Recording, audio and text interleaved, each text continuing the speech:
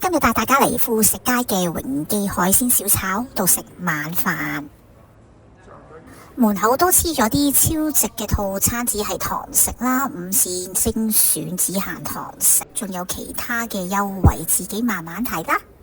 食滿30蚊就可以選以下嗰啲優惠，都好多4人餐、6人餐、8至10人嘅餐。又有呢個皇帝蟹龍蝦宴啦，家庭歡聚宴、如意吉祥宴，跟住啲 ABC combo 嘅套餐，其實套餐真係好多選擇，個價錢都好似幾合理，冇諗過 weekday 都要等位嘅。嚟咗個例湯，紅蘿蔔粉角豬骨湯，味道一般啦，平時例湯味啦。乳鴿一嚟到就俾人搶咗隻髀嚟，冇緊要啦。乳鴿個味普通啦，我都嫌乾咗啲、瘦咗啲、奀咗啲。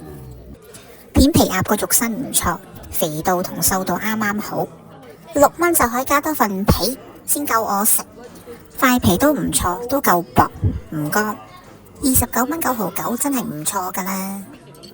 轉咗做生菜包，所以就要加10蚊。你話好唔好味？我諗我下次都唔轉生菜包啦。我本人都係中意撚骨多啲，都大碟嘅。滗俾大家睇啊，其實佢啲鴨肉都唔孤寒嘅，都幾多嘅。佢都用咗啲西芹啊、紅蘿蔔去炒佢，都幾惹味。呢個香炸大腸，我本人就唔食大腸嘅，所以呢，我就問咗身邊嘅人，佢哋就話唔錯，炸得幾好，冇豬味，脆嘅。呢個瑤柱蟹肉炒桂花，我覺得就一般啦。佢香嘅，不過啲料我就覺得麻麻地啦，唔係我口味。個椒絲腐乳炒通菜 OK 喎，個腐乳味都好重，唔錯唔錯。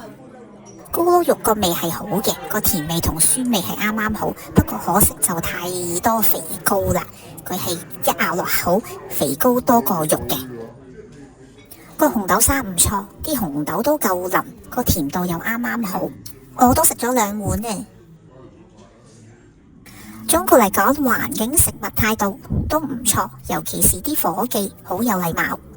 我成日都覺得食物係其次，但係服務態度真係好重要嘅。希望大家中意睇我條片，下集再見。